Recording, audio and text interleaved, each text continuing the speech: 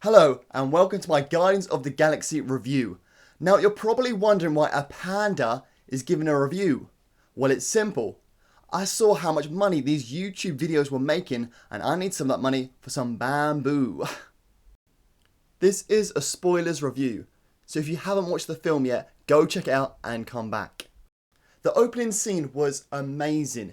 It reminded me of a simulator ride that you get at theme parks, where you got Baby Groot playing the cassette and all the action is happening around him. Baby Groot is one of the highlights of this film.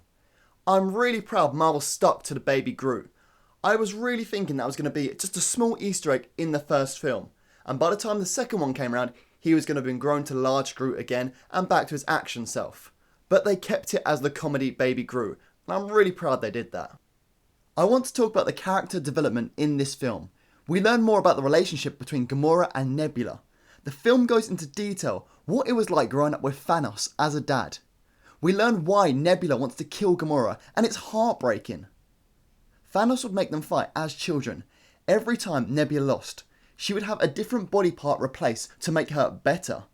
That is brutal. Imagine growing up with Thanos as a dad. He's trying to teach you to ride a bike.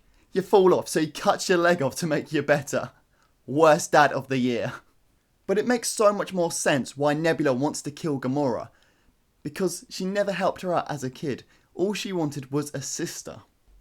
And I still think there's time to redeem that relationship, and I think they will grow closer as these films go on.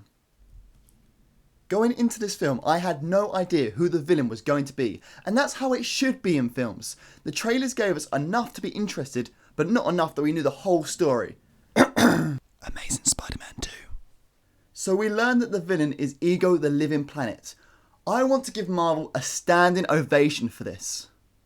I mean, I'm not going to stand up because that's effort.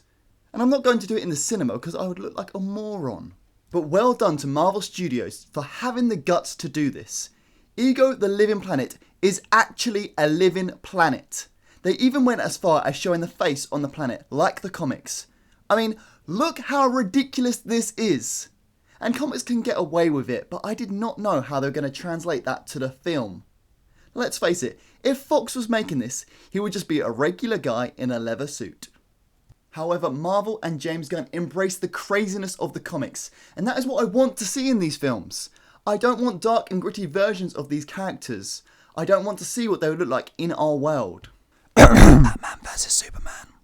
As I've mentioned, Fox, I have an interesting story to tell, a fresh scoop from the mouth of a panda. James Gunn had already decided that Ego the Living Planet was going to be Star-Lord's dad since pretty much the first film. He then wrote the whole script for Guardians 2 without realising that Fox actually owns the film rights for him. Marvel had to quickly cut a deal with Fox to get the rights back, and in return, Fox was allowed to change the powers of the girl in Deadpool. Good trade to me. By the way, that wasn't a fresh scoop. It was already on the internet. I just lied to you. Who can you trust in this world? The last thing I want to talk about is my favourite Stan Lee cameo ever. We see Stan Lee as an astronaut talking to the Watchers. This is a nod to the popular fan theory that Stan Lee is a Watcher and all his characters in the Marvel films are the same person. This scene confirms that Stan Lee is bigger than the Marvel Universe. He is godlike in the Marvel Universe. This was a clever way to reference the fan theory, and me and my friends were high-fiving each other because we are nerds. Overall, I really enjoyed this film, possibly my favourite Marvel film yet. Let me know your favourite part in the comments below. If you enjoyed this video, please give it a like and share it with your friends. Tell them you just watched a talking panda, and they'll be like, what? And you'll go, watch this. See you next time, guys.